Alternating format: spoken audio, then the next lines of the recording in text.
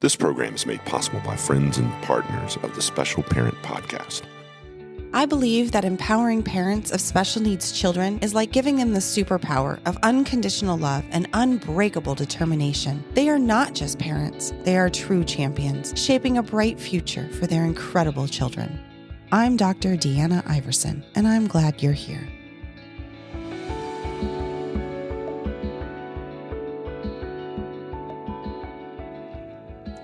Have you ever had that look from someone else that just says, "Hey lady, get control of your kid"? Welcome to the Special Parent Podcast. This is Dr. Deanna Iverson, and I'm here today to talk to you about a topic that I know is near and dear to all of us as special needs parents. I found a blog by Kristen Crow, an amazing blog, which tells me this is not something that I myself have experienced, but it's something that many parents are experiencing. Have you ever just had someone say to you, "Why did you bring your child? You knew that there was going to be a problem." Or how did you not know they were going to act a certain way? Or that look in the grocery store, that look in wherever you're at in public that just is like judgmental. I think we've all had that. And we all know as parents, it cuts so deep. That judgmental look or those words say to us as a parent, "You're inadequate and you're not doing your job right." When anyone giving you that look has absolutely no idea all the background, all the things that you've done, all the hard work that you've put in, and that you will continue to do to help your child learn appropriate behaviors, to learn appropriate reactions and responses. Many people talk about this in special needs groups, and that's why I wanted to address it with you a little bit here today. We're not negligent parents just because our children don't act neurotypical, but those judgmental looks can make us feel this way. So we need to come together. We need to strengthen ourselves and each other. We need to be positive in the circles of special needs parenting. So I wanted to read to you this blog by Kristen Crow. And there's a link that I'll put on my website, specialparent.org, that you can actually go to this page and read it for yourself, because I'm going to shorten it just a little bit for the sake of time. It's actually called "Lady, Get Control of Your Kid," because those of us with behaviorally disordered children, especially when it's an invisible disorder and they don't, and I'm putting this in air quotes, you cannot see, look disabled. What is that look, right? If we have children where their disability manifests itself in behaviors, we get these stares, these glares, these looks of indignation. It could be an eye roll. It could be a huff, a puff, blow the house down. But we're not going to let it blow our house down. And that's why we need to talk about this as special needs parents. We can see these expressions from other people, and we have to remind ourselves they don't know what we're going through, but that's okay that they don't know. So the blog by Kristen Crow has amazing resources. She has her own website. That's why I'm like, you've got to go to the resources link and look at this. Amazing resources on parenting stages and strategies. She has resources for even pregnancy. She has resources for families in various stages, married, single, religious families, etc., and even more on her website. So I highly suggest everyone take a look at it. She's a phenomenal resource for us as special needs parents. And this is what she wrote in her blog. And I'm going to remind you, these are not my words. I'm quoting her. Here we go. "Dear shoppers on the run, strangers waiting in line, and cashiers at the counter, it may look like I have failed miserably at raising a well-behaved child. He appears to be an ordinary kid who somehow turned into a monster from bad parenting. And maybe he is irritating you. Maybe you've been annoyed beyond belief at my child's outbursts. You've had a long day, and my kid is whining, stomping his feet, and refusing to stand still. He's bumping into you in line. He's giving you a headache. Taxing. I know.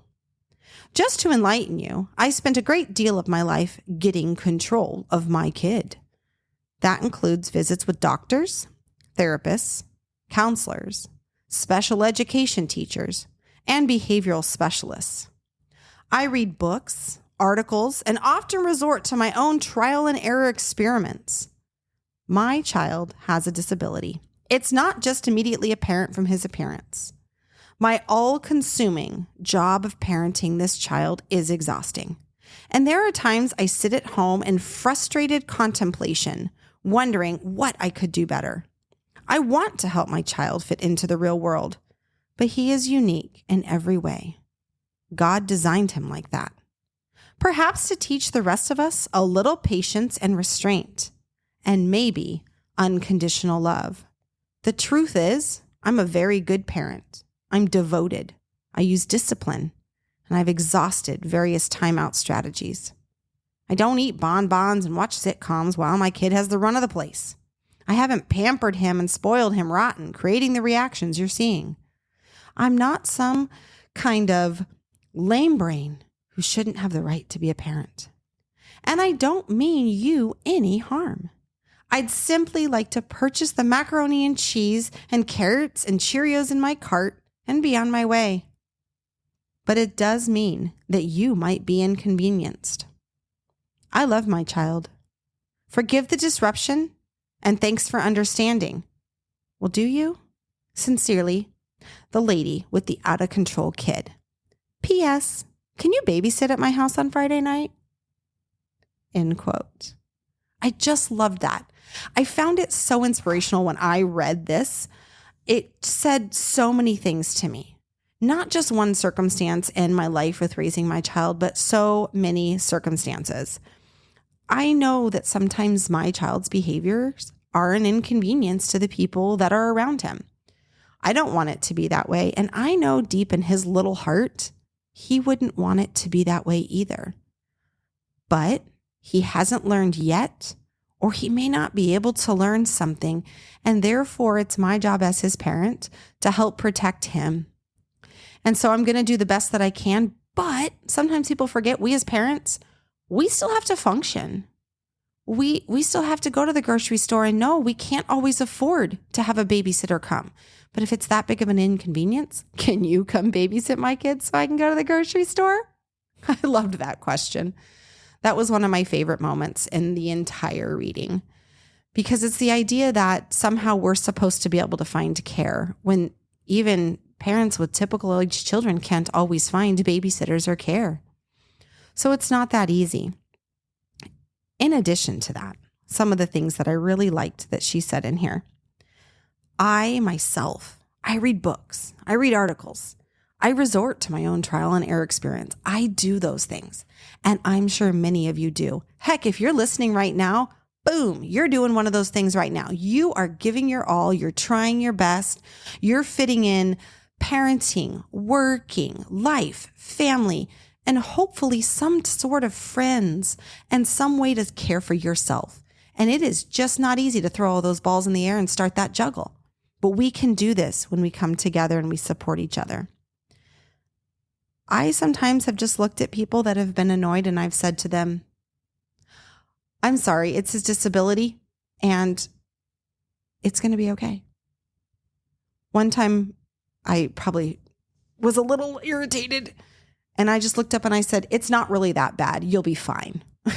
So sometimes as parents, we're these lovely individuals who convey everything perfectly. And sometimes we get a little snippy with those looks because, as we all know, it's really hard to be judged. It really cuts to the core. And you're just not always going to have the perfect response. So what I want to talk to you about is what can we do? What are some things we can put in our little wheelhouse that we can stick in the back of our brain so when we're in that frustrated moment, we can go, okay, let me just pull this out so I don't say something I really don't want to say. Because our ultimate goal as parenting, right, is to have the world help understand our child or their disability or children in general. So what can we do to help strengthen and grow an understanding rather than have people just kind of get into that ingrained system of, oh, there's another one. Let's help pull out of that. Let's pull out of that cycle. Let's pull out of that stereotype. So first and foremost, we can be patient with others. Forgiveness and grace and love always win. In fact, when you see that irritated look, you could even just look at them and say, thank you so much for understanding how hard we're trying. I really appreciate it. Now, they probably weren't. However, you're spreading love by saying thank you to someone who doesn't necessarily deserve it in hopes that it gives them that kind of that shock value of, oh, Yeah. Oh, you're right. Yeah, you need a little bit of grace too right now. So forgiveness and grace will always win, and spreading that love. It's also okay with people that you have the opportunity to have the hard conversations with grace and kindness. Sometimes that's more friends and family. Obviously, you don't have many opportunities with the guy in the grocery store. But hey, if it presents itself, go for it. Jump in with both feet. But have that hard conversation. Well, yes, this is because of a disability. A disability doesn't mean an excuse, but it absolutely is a reason. And it's a reason that we continue to fight the battles that we fight, that we continue to read, that we continue to push forward. It's also a reason the child hasn't learned the skill yet, or maybe never will, depending on your child. And that is an okay reason. It's not an excuse. It's not something you should be ashamed of. It's a reason, and it's valid. So talk to people about that reason. Help educate them on not only the disability, but your child themselves, because every disability manifests differently. Sometimes you just have to agree to disagree. So that's my point number 3.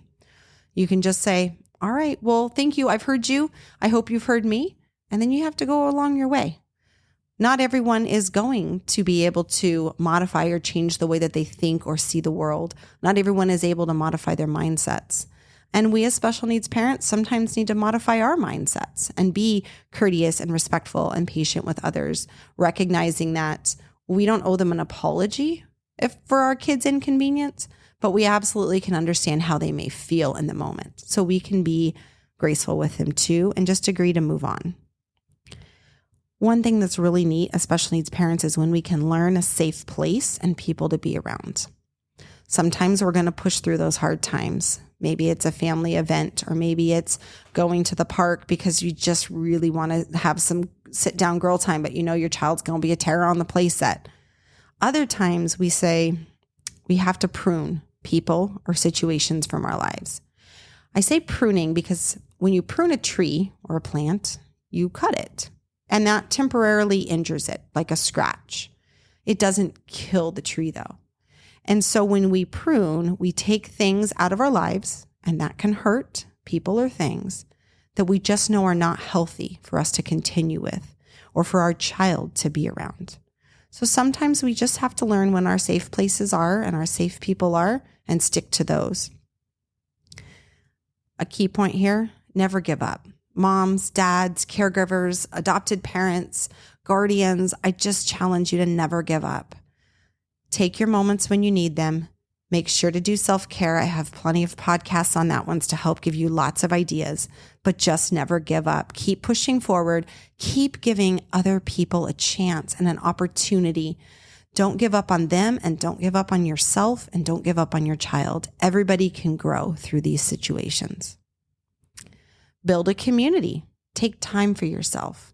I know that's not easy. I just read something in one of the autism groups I'm in where a mom said, someone said, build a community. And I thought, well, how do I do that? I can't figure it out.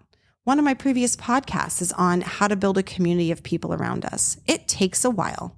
Sometimes it starts by being alone, and that's the hardest part, but you're not alone. Your community may not be people within your physical presence. It may be online. It may be someone that you reach out to through work or something like that. But the more open we are, the more we discuss our lives a little bit with others, is the more we learn that community that we can build around us. The community of friends that can understand or that want to be immersed in our lives regardless of the challenges. Finally, I highly suggest you read blogs by Kristen Crow. I will post them on my resources page. She is amazing. Or blogs by other parents. I have several books, again, on my resources page that I have read by special needs parents or by authors that have compiled thoughts of many special needs parents. You are not alone. We are in this together. And guess what? You do get to bring your child. You do, as a parent, still have the right to have the moments of relaxation and have other people understand that that may mean you just take a moment away and you let your kid kind of maybe they're a little annoying in the cart or a little too loud in the store, or maybe they were a little too rambunctious on the playground, but you needed those 5 moments, those 10 moments, that 30 minutes, and that's okay too. You've deserved that, so you do get to bring your kid. And no, you don't know every problem that they're going to present. In fact, half the time we're like, whoa, where'd that come from? and that's okay. So, lady, do your best. Love on others. Spread the joy of getting to know and getting to raise your special, unique, amazing, and wonderful child. This is Dr. Deanna Iverson with the Special Parent Podcast, and I'm here for you. Please reach out if there's ever anything that you need. Take care, folks. This program is made possible by friends and partners of the Special Parent Podcast.